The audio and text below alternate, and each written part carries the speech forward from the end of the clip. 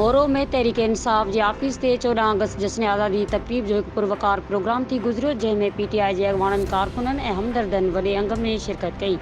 Programme की शुरुआत तलावत कलाम पाक ऐं क़ौमी तराने सां कई वई। तक़रीब में PTI ज़िले नौशरो फिरोज़ जे सदर सरदार इरशाद Ali सांद, deputy general secretary rice गुलाम मुर्तज़ा, डेपर मोहम्मद हनीफ़ रहमानी ऐं ॿियनि वॾे अंग में शिरकत कई।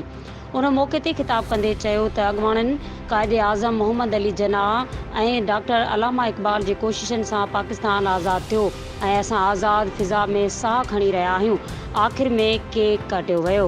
मज़ीद खबरों और तफसीलात के लिए विजिट करें हमारी वेबसाइट www.awamiNewsHD.com।